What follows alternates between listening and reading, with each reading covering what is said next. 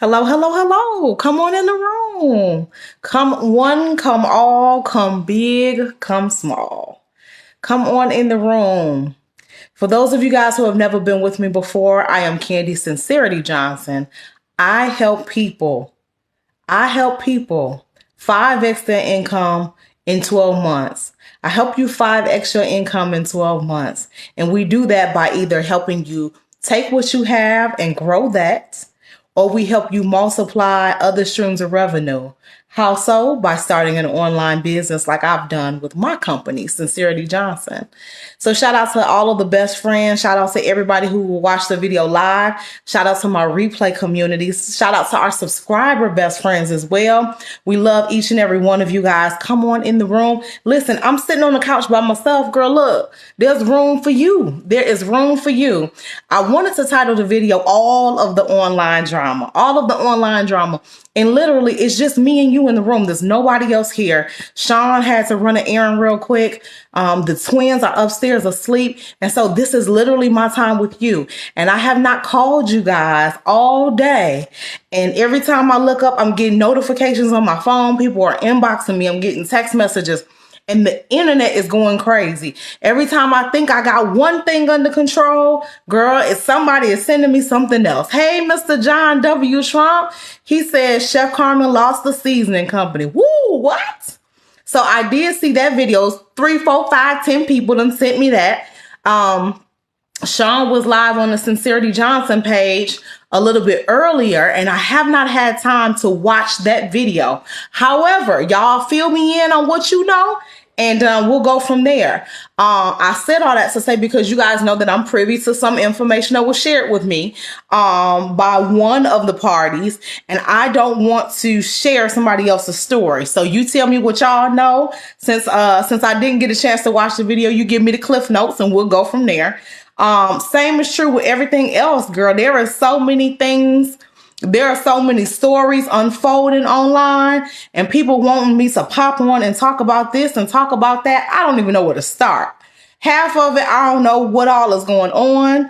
I'm trying to piece everything together, y'all, but it's a lot. It's a lot. Can I be transparent? It's a lot. Kiera said, I was like, how she going live and Darius live now? But he just got off. Wow. Yeah, well, yeah, I didn't even know he was live. He must be live or he must have been live on Instagram. I don't know. I don't know. I said, look, I'm hitting my own hat. I don't know. It's a whole lot. So what do you guys want to talk about on tonight? What do you want to talk about on tonight? Debbie said, Carmen said her lawyer is not allowing her to say anything. Oh, well, if she can't say anything, then I can't say anything. Marsha said, why did Carmen make this announcement? What was the announcement that she made? Willie said, talk about Carmen. What was the announcement that she made? Yes. What was the announcement that was made? Stephanie said, time to get off this train. Not sure what you're referring to, but sis, if this ain't the community for you, I bid you a goodbye and wish you well. Not sure what that means. Keith said she did say that. Willie said that she is no longer a part of it. Okay. All right. So one conversation at a time, family. One conversation at a time. So it sounds like, so Marsha said, she said that she is no longer a owner with I Got You season. Okay, let's start there. So as we said on the previous live, we have not talked to Carmen in a very long time. Last conversation we had with Carmen ended well. There was no, bad feeling, no ill will, nothing like that. She did share some information with Sean and I. She did let us know that she was no longer with the company. At the time, it was a private thing. It had not been made public. So, of course, it was not something that I was going to speak on, nor will I now. I have not watched the video, so I'm completely at a disadvantage. I have no idea what she shared or, whatever. My follow-up question would be, why did she make that announcement? Was there something that happened that made her publicly say that she's no longer an owner of the company? Did she give any information about that? What was the background? Because Sean and I have not had any conversations with Carmen. I don't know if we will in the near future, but that's that. So Renee said she also stated that she gets no revenue from the businesses. Stephanie said, child, all this drama is what I'm talking about. She said, I'm free to move around. Oh no, I definitely understand. I definitely understand. Well, so this is one of the things that I feel. I feel that there is a lot of drama going on. But when things happen, very much so to every other community, it's very natural for people to want to collect together to process what's being said, figure out what's true and what's false, dissect and pick apart how they feel about what's being said and go from there. So this has always been a community, a safe space where we talk about all things money. And it just so happens to be that the two hot topics tonight are rooted and grounded in what? The almighty dollar. And so, when you're dealing with financial matters, you're dealing with business, people get very emotional, right? People get very, very emotional. And so I don't know. So I'll say this. I know you guys are saying both topics. I know people are saying both topics. So let's do this. Let's table the Carmen conversation for tomorrow, because in fairness, what I'd like to do is I'd like to watch that video. I like to see what's public and I like to see what's not. I don't want to speak on something that's not public and then I'd be disrespectful to one or both parties. I would like to watch that video. I would like to gain more information, and then I will come tomorrow. I can do it early tomorrow. I can give you guys my commentary on the Carmen topic. So for right now, another topic that everybody is talking about is the conversation between Darius Cooks Williams and the family of Grandma Holla, right? A lot of people are having conversations about the goings on between Darius and Grandma Holla's family. Now, to my knowledge, and you guys let me know if it went down any different than what I'm stating. To my knowledge, the family went live. There were some people in the family that went live. They stated that they were in the process of trying to bury Grandma Holla, and they stated that there was a GoFundMe that was put up, right? I didn't see all the videos. I seen some of the videos.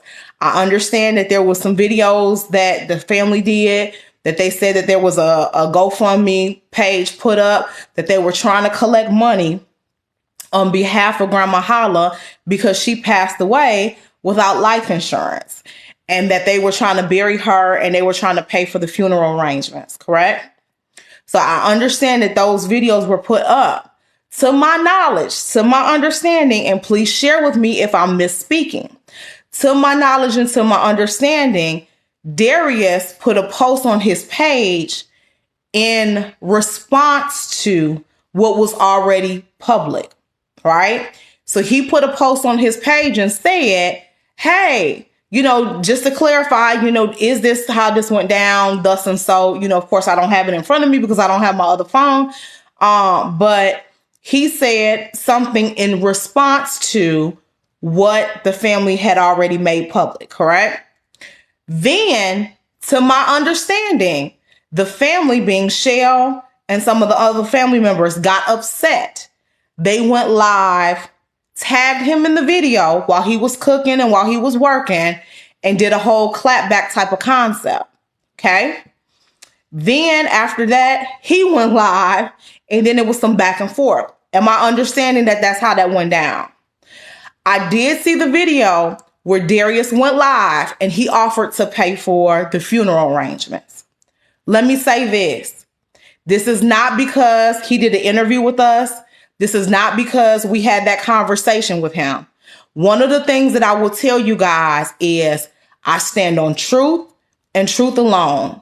I don't take sides. I don't jump on bandwagons. You guys have heard me over and over again have unpopular opinions on very trending topics. I will say that to every person who calls him messy, to every person who says he's wrong, I have not heard or seen not one other person on social media or otherwise who stepped up and said, I'll pay for the entire services. Here's my credit card. Have the funeral home call me and I'll bury her. I have not seen, you understand what I'm saying? You can say what you want, huh? Documentation beats conversation every time.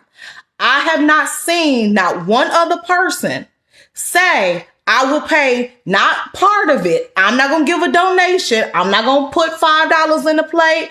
We ain't going to go over here and give $50. I'm not seeing not one person say, I will take this full problem off of your family's plate so that you can go behind closed doors, grieve, and do what you need to do. I'm not seeing not one other person offer that. Okay? So what happens oftentimes in our community is we get very emotional. When you're talking about people passing away, when you're talking about the honor of somebody who's very beloved in the community, when you talk about money, right? There's some sort of odd correlation in our community where we tend to put emotion in place where logic should be. Can I be honest with you guys? Sometimes we as a people put emotion in the place where logic should sit. I'm telling you some things and I'm going to share some perspective because out of everybody involved and everybody who's got an opinion, I think I'm the only one who sold life insurance, okay? You're talking to a former State Farm insurance agent, okay? I sold life insurance for the number one insurance company in this country, okay?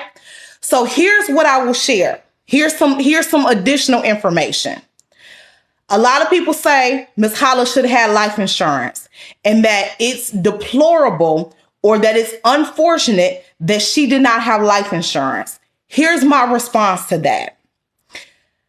She would have had to have life insurance at a much younger age because the age of 97 is uninsurable, meaning you cannot have insurance at that age.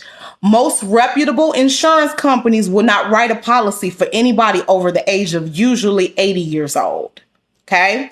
So she would have had to put some things in place years ago. Should she have? That's not for me to say, right? Maybe not, right? It may have been a good idea to have some life insurance in place years ago, but if she didn't, it's neither here nor there. The second thing that typically makes people uninsurable is your medical history, right? Your medical history. Even if it was, now she had terminal cancer. Even if it was stage 1 or stage 2 cancer, usually if we're dealing with active cancer, that's another thing that typically makes people uninsurable. Okay? So I said all that to say, a lot of times there's a lot of people who say perhaps she should have had life insurance in place. Now, I'll say this. I had family members who didn't have life insurance in place until I started selling life insurance, and I made it a topic of conversation at every family gathering, every time we got together, right?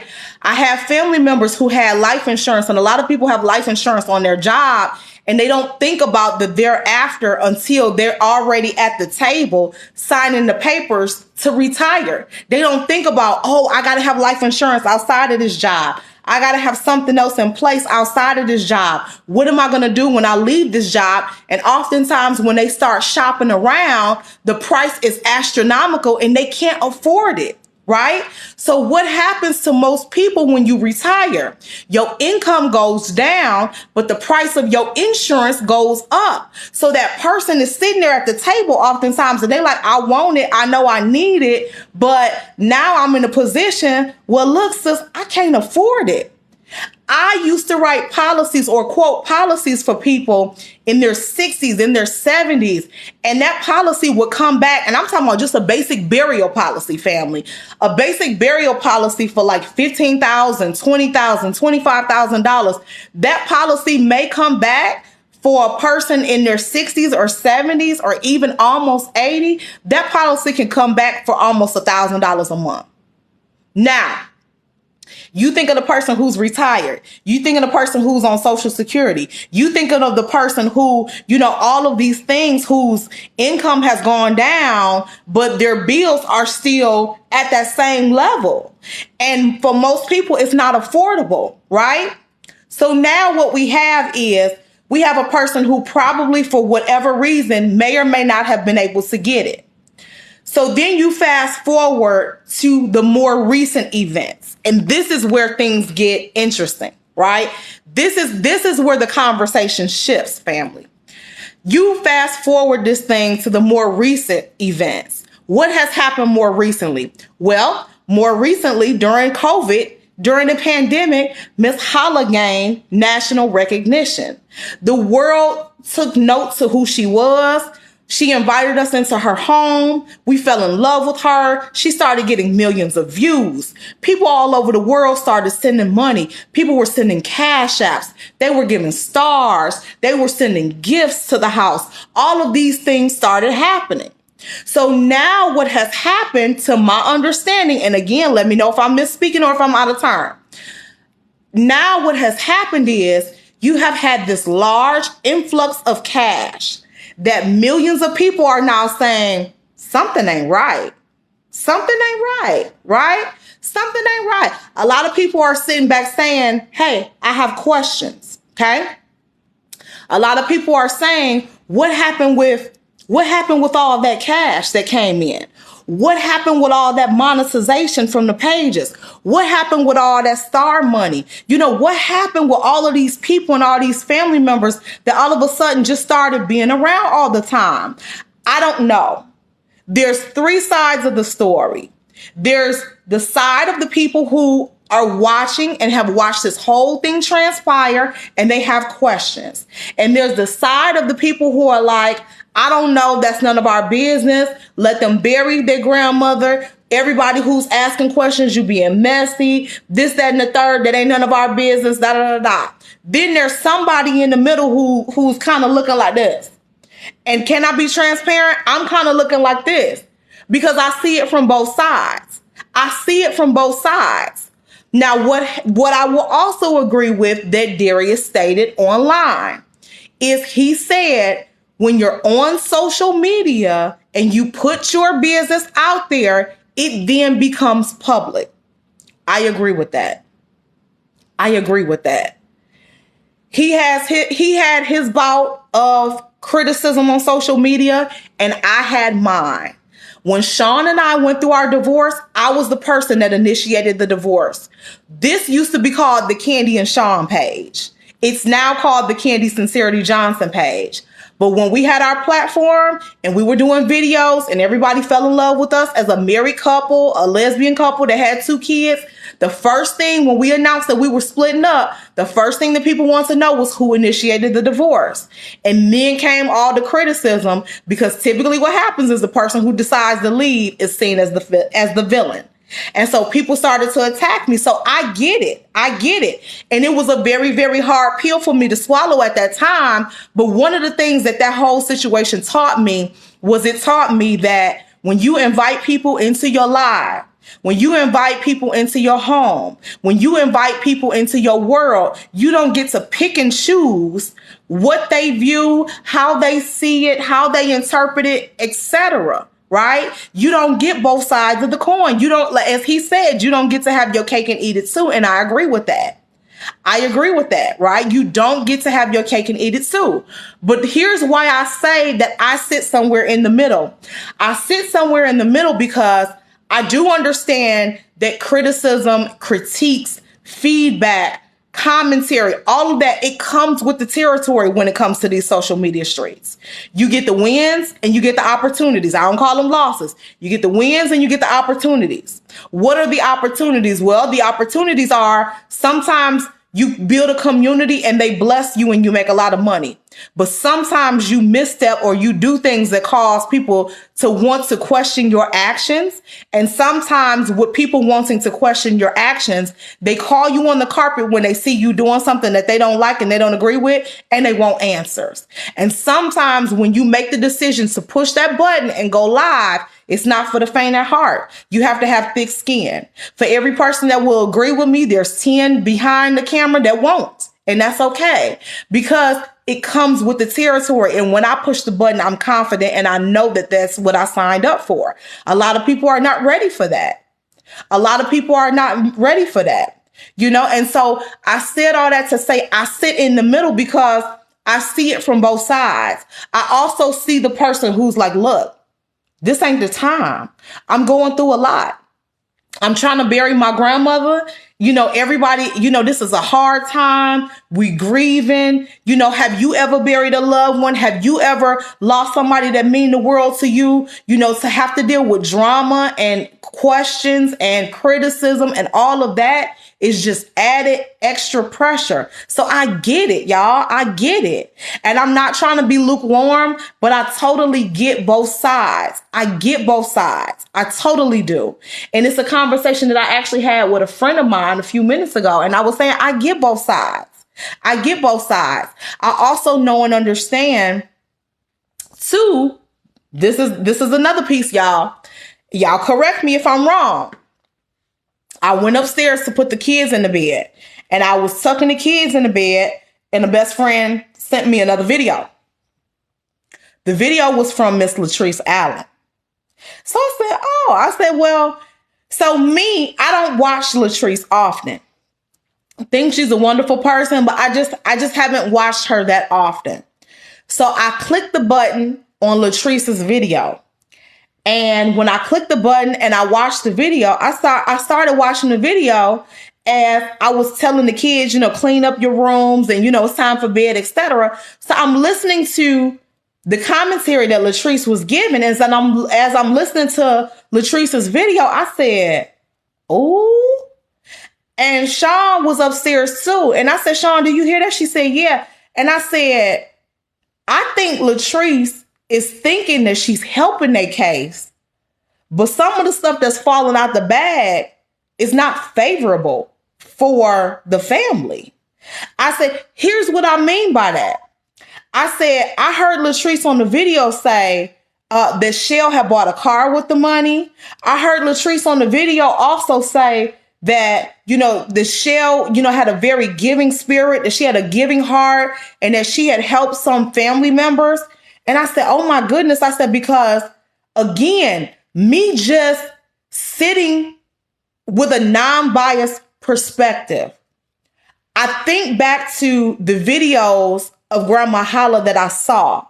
And I think of all of the comments from the millions of people all over the world. And I think of how inspired these people were. And I think of the vein that these people gave when they made donations, or they gave stars, or they sent cash out.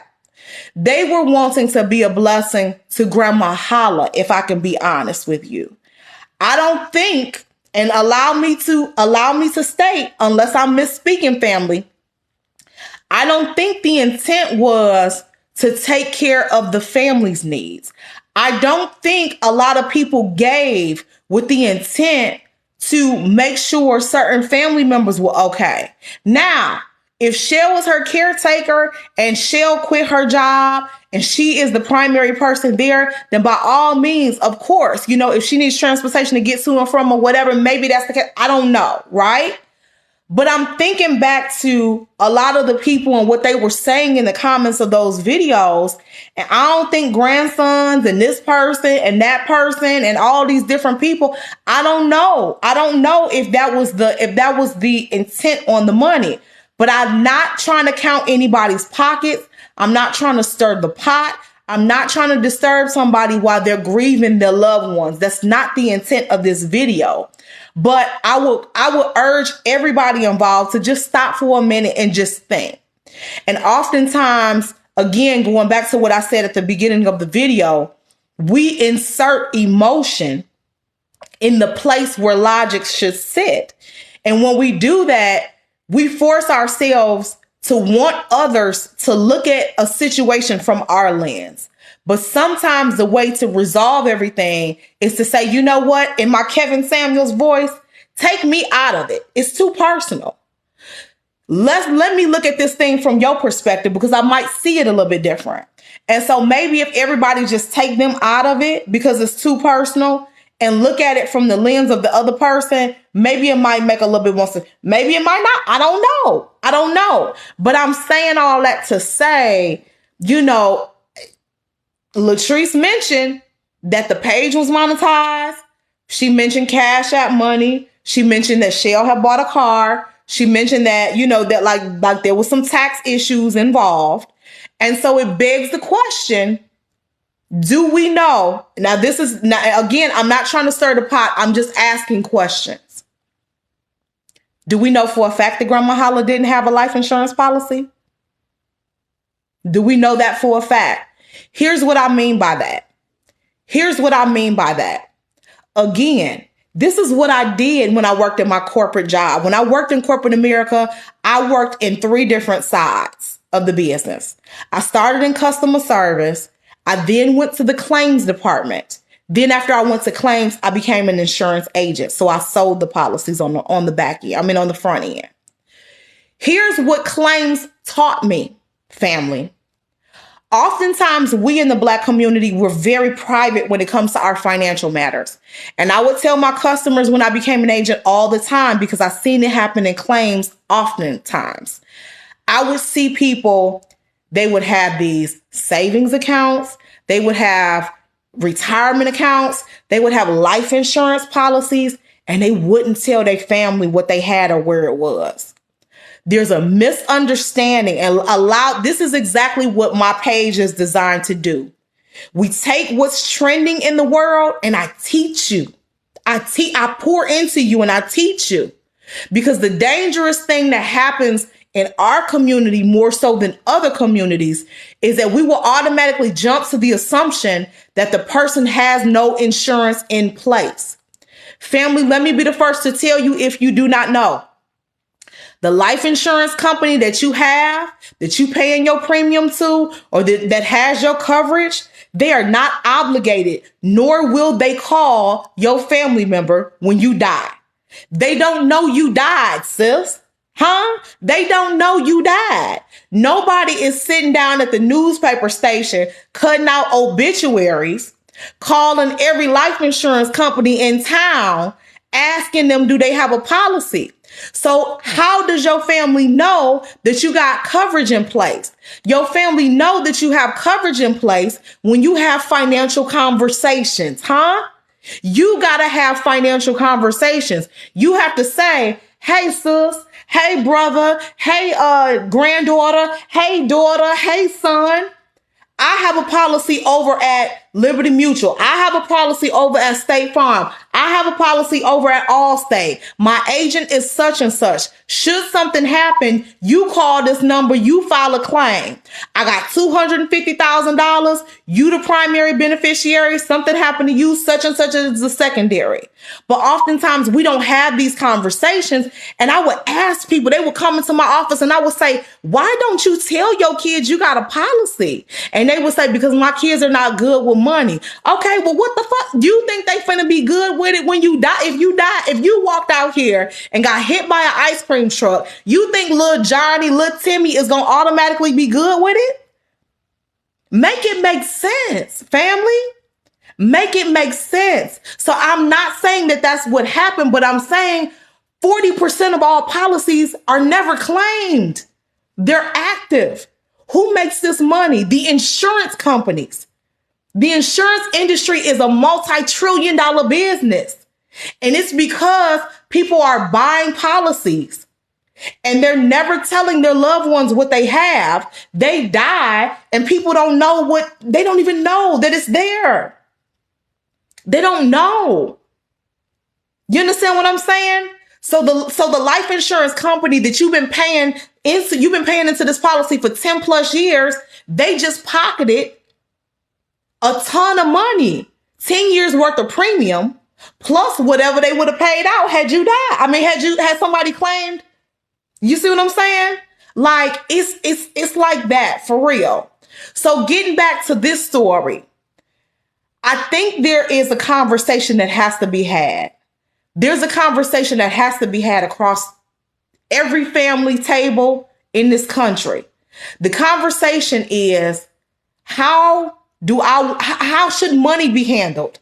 How should my money be handled when I leave? It ain't no if I leave. When I leave, how are you supposed to handle things? Who's supposed to handle things? What are you going to get? You understand what I'm saying? There's 346 people. It was 349. There's 346 people watching this video live. If we're spending an hour talking about her money and their life, surely we could spend a day talking about our own. You see what I'm saying? We have to. We have to shift the focus. We have to start looking. I'm a firm believer. And this is just how my moral compass is.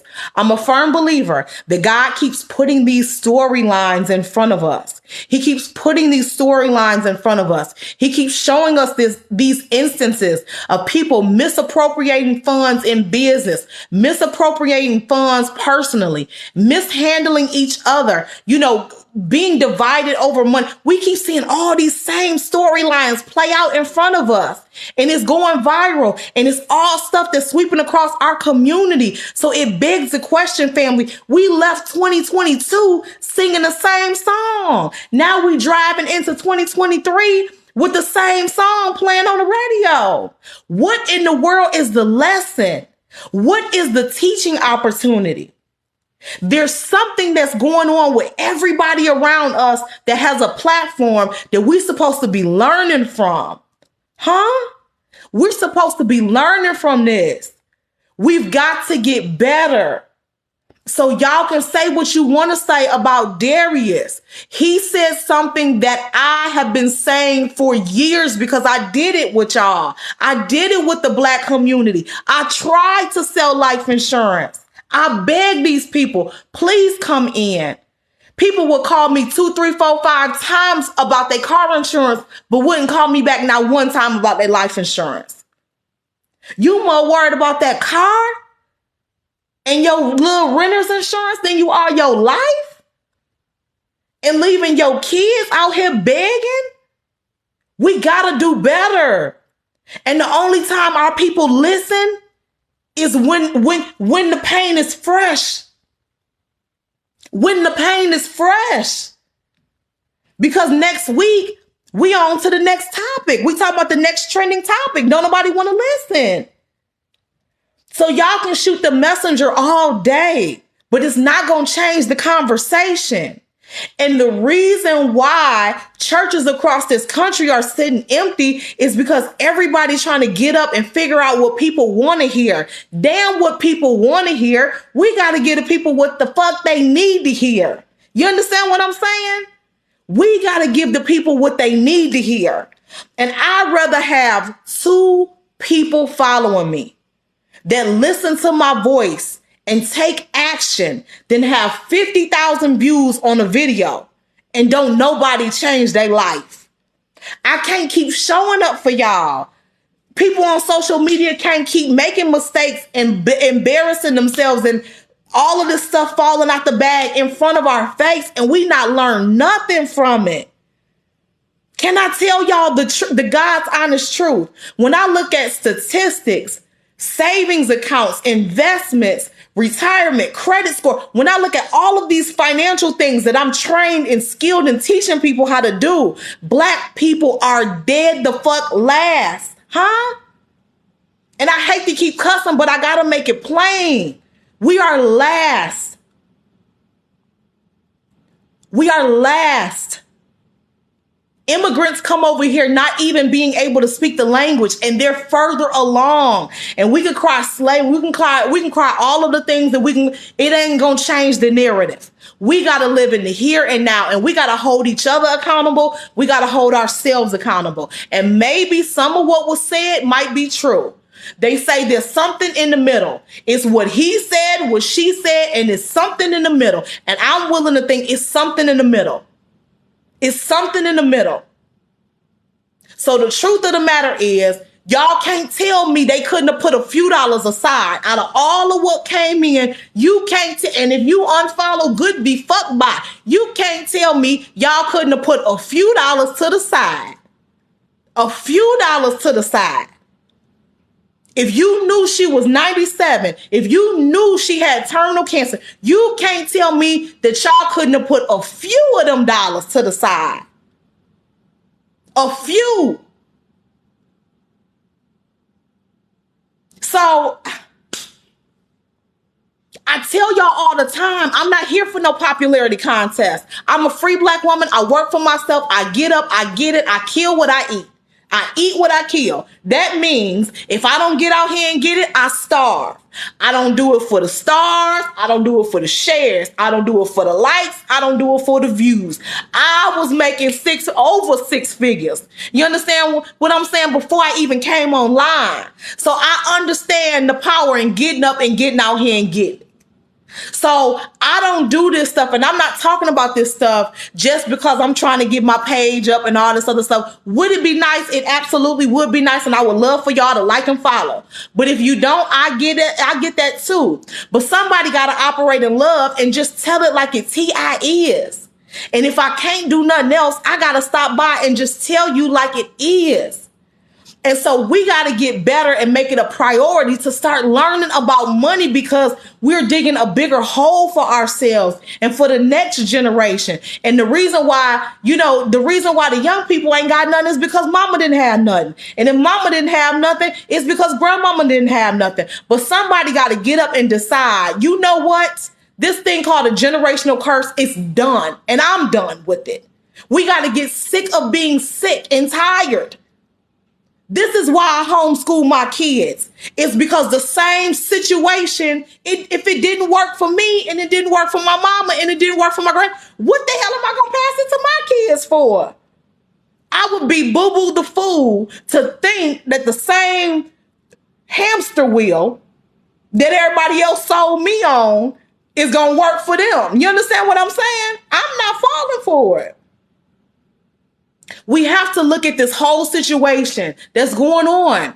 And trust me, y'all, I'm going to unpack the whole situation with the chef. I'm going to watch that video tonight. I'm going to come back tomorrow and tell y'all about how I feel about that. But what I'm trying to get y'all to understand is God is intentionally putting all of this in front of us because we don't know what's down the street for us. And there's a common denominator in all of this, y'all, and it's money.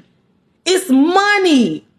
It's how we're handling our money, and it's how we're handling our relationship with each other. It's how we're handling our money, and it's how we're handling each other. It's how we're handling our money, and it's how we're handling each other.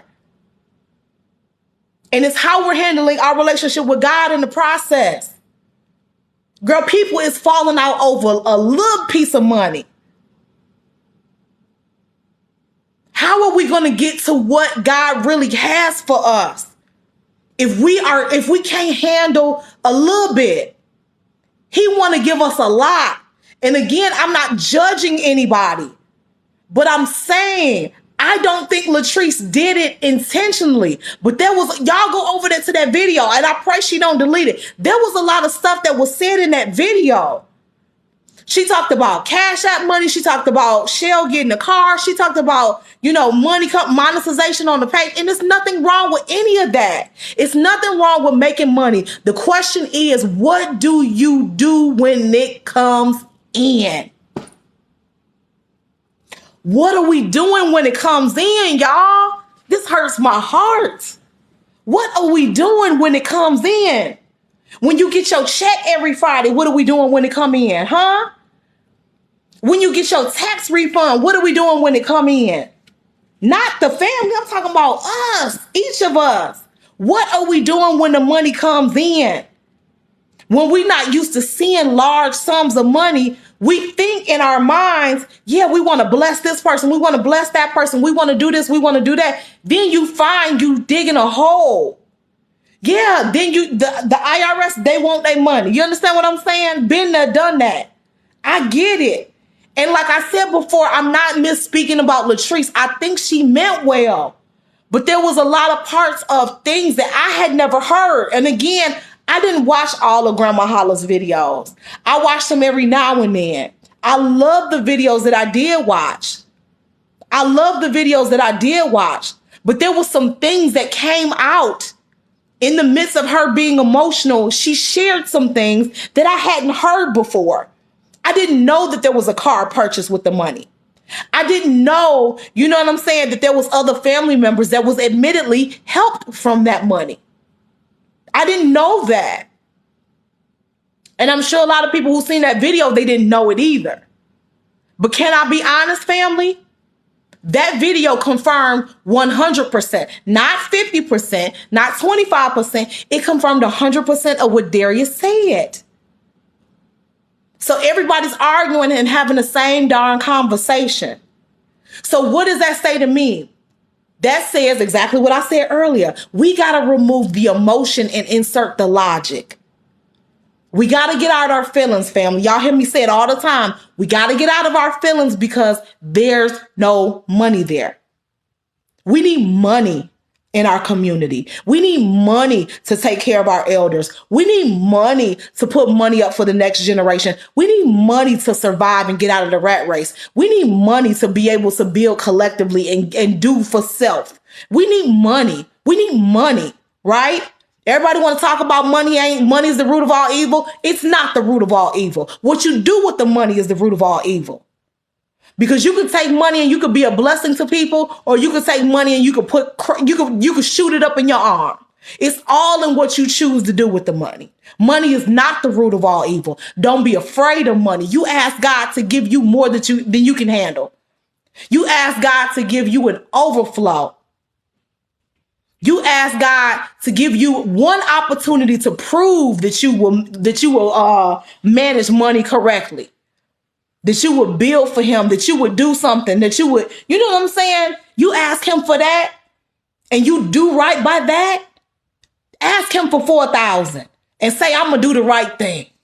I'm going to pay my bills. I'm going to do exactly what I'm supposed to do. I'm going to bless. I'm going to sow a seed. I'm going to do all these things. And then watch him give you 40,000. Do right by that.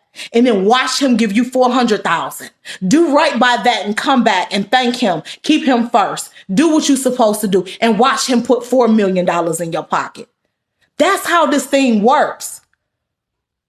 We so used to robbing Peter to pay Paul. You understand what I'm saying? We so used to living hand to mouth. We so used to getting up, having just enough, getting back up on the hamster wheel. This is this lifestyle. And there's no knock against anybody. This is just the stock that our people come from. But we got to do better. We got to do better. We got to do better. And as I'm preaching to y'all, I'm talking to me. When y'all see me up working as hard as I am, I'm trying to retire my mama. My mama's in her 60s. She works for the hospital. She make minimum wage. She's a janitor. I want my mama off her feet. I want the cycle to stop. I want abundance. And so with all that being said, we just keep finding case after case after case. We got to learn something from all of this. This is not being placed in front of us for no reason. One of the things that I thank Chef Carmen and Karina for is the one thing that has come of this whole fiasco. Y'all watch Black women, Black lesbian women come together and build a freaking dynasty. You watch them build a 7 or 8 figure brand that started from somebody's kitchen in their house, reached households across this country, trend on every social media outlet, and still be the topic of conversation even over a year later. If they can do it, you can do it. If God gave them that, he'll give you that. So I'm telling you, like this, I see this whole thing different than everybody else. It's not a who shot John for me. It's not a he said, she said. I don't know if I look at it from this lens because I'm an entrepreneur and I believe in working for myself and I believe in having a dream and going after that dream every day of my natural life. I just keep feeling like I'm so close. I'm so close to being out of the rat race. And I keep feeling like the people connected to me are so close to being out of the rat race. And I keep feeling like all of these lessons are just showing us what not to do. He keeps putting it in plain sight, what not to do. What not to do.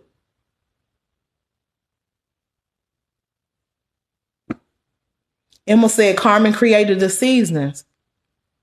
But respectfully, if you're not profiting from it, do it matter? Not you, Emma, but I'm talking about her. If Carmen is not profiting from the seasonings, do it matter? I've never seen the righteous forsaken nor a seed begging bread. If you create something,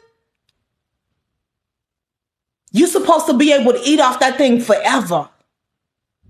When you birth an idea, when you birth a product, when you birth a service, I wish I could show y'all my handbags. When you create something, you can create something one time and eat off of it for the rest of your life. But when you don't handle your business properly, you need help. You find yourself in destitute situations. Then you need somebody to come in and rescue you and save your business.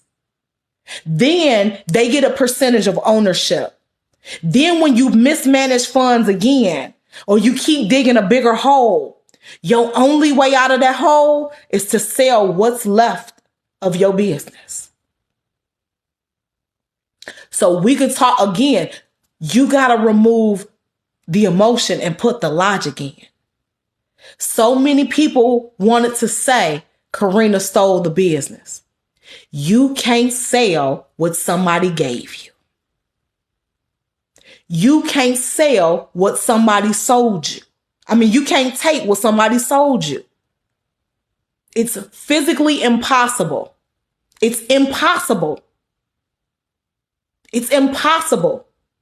So a lot of people are sitting back watching because you've been fans or you follow Carmen and all this other stuff. Again, I tell y'all all the time, I don't have a beef with Carmen. I don't have any problem with Carmen, but I have to be around people that understand that I'm an independent thinker. I will speak my mind. I stand on truth. I don't care who told it. I don't care who told the lie. But at the end of the day, I don't just go with somebody just because I know you. I operate in fact. And the one thing I know about a business is it's not about who created it.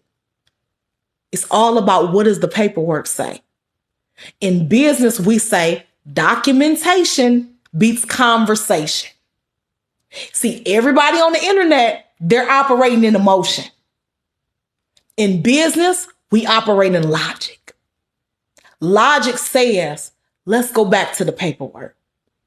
For the people who go to church and you real spiritual, you grew up in church like I did, people would get to talking about this and that, and the pastor would say, let's go to the word, shall we? Let's go to the word, shall we? In business, when we say let's go to the word, that means let's go to the paperwork. Let's go to the paperwork. You understand what I'm saying? Business is warfare. The Honorable Elijah Muhammad years ago said in one of his lectures, business is warfare. Why did he say business is warfare? It's because when you look at all the resources in the world, you look at all of the money that flows in and out of the hands of people. When you look at all of the food, all of the land, right? Yes, there's an abundance, but at the end of the day, everybody's going out and they're trying to get as much as they can for them and their family, for the people that they love, for the people connected to them. And if there was to be a shortage of anything, food, water, housing, anything, the first thing that human beings want to do, they want to protect their own. They want to get what they can for themselves. They want to make sure they're good. They don't want to do harm to anybody else, but they want to make sure they're good. That's a human being's natural instinct. You understand what I'm saying? So when we get out here and we operating in business, it's warfare. It ain't nothing personal. Now, if you operate with a moral compass, you would never do anything wrong to anybody. But at the end of the day, it's warfare. And a lot of people don't understand that if it wasn't for Karina stepping in, most of us would have never even known I Got You seasoning. Can we be honest? If it was not for Karina stepping in, most of us would have never even known I Got You seasoning. I don't know. So is she the villain or is she the hero? It depends on whose perspective you're looking at. But I urge you, before you form your opinion, check the paperwork. Look, I tried to wait. Check the paperwork. Check the paperwork. check the paperwork, and insert logic and remove emotion. But I'm going to let you guys go. I love you. I hope you got something from this video. If you did, make sure you liking and following this page. I would love for you to be my best friend. I will come back tomorrow. Sometime tomorrow. I'll probably do it early. I'll come back tomorrow and I'll give you my commentary on the whole Carmen situation. I want to look at the video. I want to see what's going on, see what's public, and I'll only comment on what I know to be public. All right? Love you guys. Have an amazing night.